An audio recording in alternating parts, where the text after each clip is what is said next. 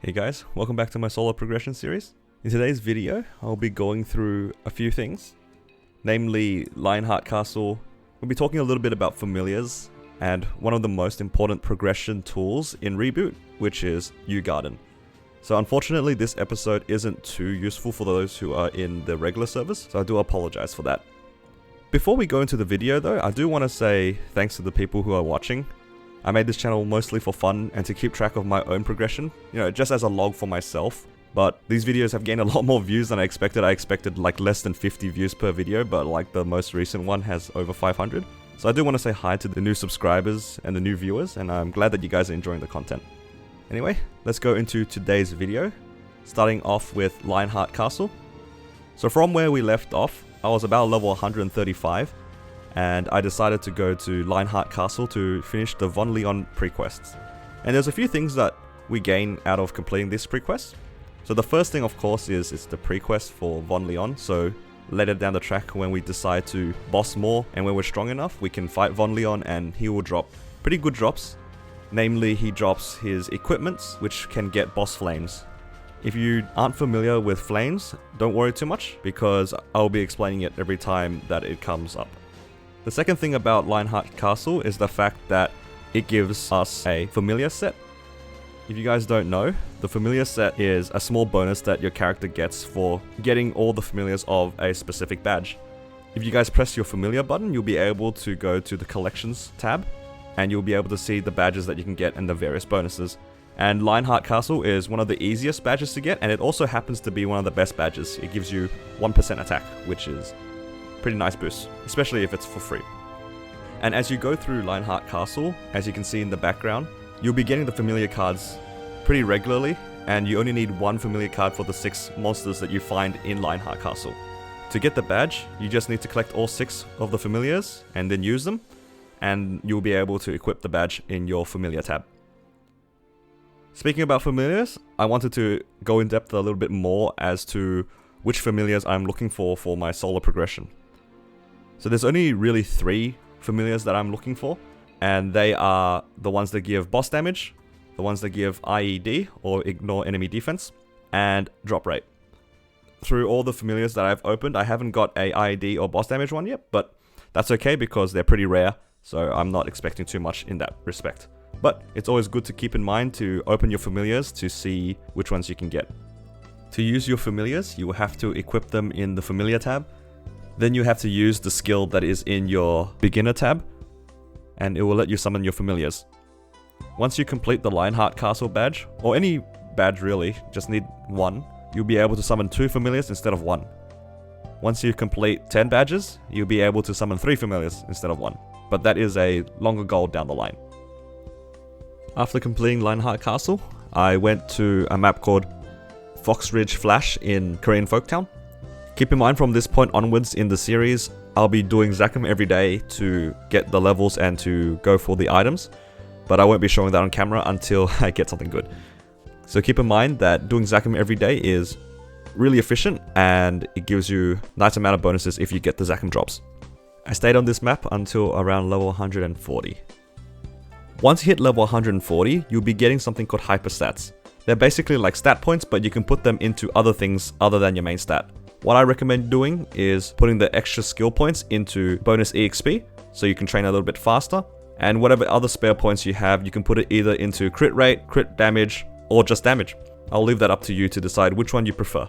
We can reset them later on when we need to reassign the points when we start bossing, but that won't be happening anytime soon.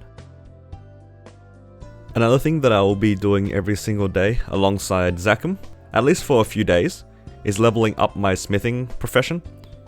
As I said many times, I do need a shield as my secondary, so I can't buy that from the shop. So I have to craft it myself, and I'll be doing this off camera mostly, and I'll show the end result of this once I complete it. You can do this yourself as well. You can go to Ardent Mill and just mine a bunch of rocks and smith them, and then craft a bunch of arrows until you get to level 10. It'll probably take about 4 or 5 days doing it on and off. It's a nice change of pace from just training all the time. Now that we're level 140, we're going to get into the bulk of this episode, and probably one of the most important parts for solo progression in Maplestory Reboot If this is your first character, or if you are planning to main this character, this particular part of the game is really important. So what I'm talking about is an area called U Garden. To access this, you can either go to 6 Cross Pathway to take the Shanghai portal to U Garden, or you can go to it through the guide.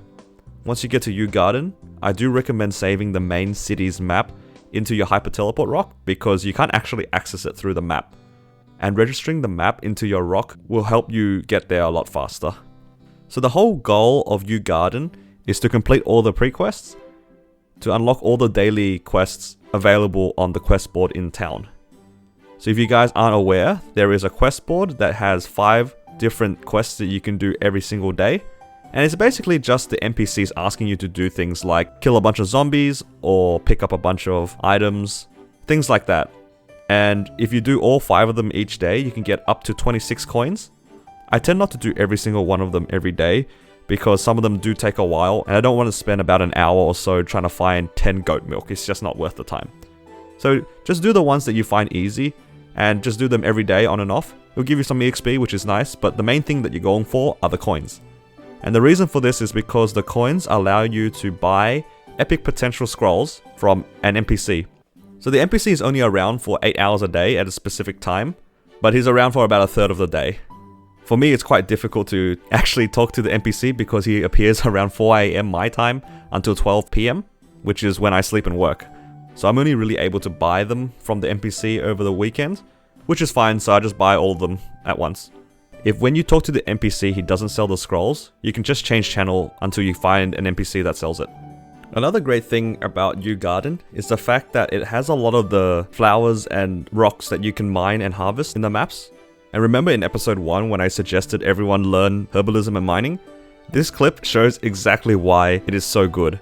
So you can see here, I'm just doing my U Garden pre-quests, just killing these guys for the sunglasses, and a random rock spawns in front of me. And I always harvest these because they give a chance of getting cubes, but for this particular rock, it dropped me a Primal Essence. If you're new to Maplestory and don't know what a Primal Essence is, it's basically just a really rare rock that you will need later on to craft your endgame ring called a Meister ring. And it drops extremely rarely from these flowers and these rocks. And it can also rarely drop from a boss called Arcarium that we are nowhere close to getting to. So getting it really early like this is really nice because at least now I have the peace of mind that I'm going to be able to craft a Meister ring on this character at some point. So just keep that in mind and just harvest everything that you see because you could just get lucky like I did. So once I completed the U Garden quests, I was able to do all the available quests on the quest board to get 26 coins. And from this point onwards, I'll be doing the U Garden dailies off screen whenever I can. At this point, I realized I still was just wearing whatever I picked off the floor, and was wearing random bits of equipment from when I was training all over the place. And these sets aren't particularly good, but there is a set that we can use for the time being that is actually pretty okay, which is called the Pencilier set. You guys might have found these pieces of equipment on the floor if you've trained at various spots. It's the level 140 equipment that drops from just about anything above level 130. And this set is pretty good for training because it gives you a lot of extra damage against normal monsters. So you can see here I'm at Goblin House in Korean Folktown, just killing these goblins until I got my full Pencilier set. I tend to do it here because apparently these guys have a higher drop rate on Pencilier items, but I'm not too sure about that. I just read that somewhere on the internet. And then once I got the full Pencilier set, I moved on to another training location called Red Nose Pirate Den 2, and I stayed here until level 148. And with that, I think this will be the end of the episode. We went through a lot of things today. We went through Lionheart Castle, we went through Familiars, we went through U Garden, and we trained up to almost 150. In the next part, we'll be going through Temple of Time, and we're going to give a go at doing some more bosses. We'll see if we're strong enough to take on Hilla and Horntail, and if we're lucky, we might get a few drops as well. And of course, I'm still waiting on my Zakum drop, so definitely going to keep doing that. And something more specific to my character, I'm going to be trying to finish up my smithing so then I can get my shield.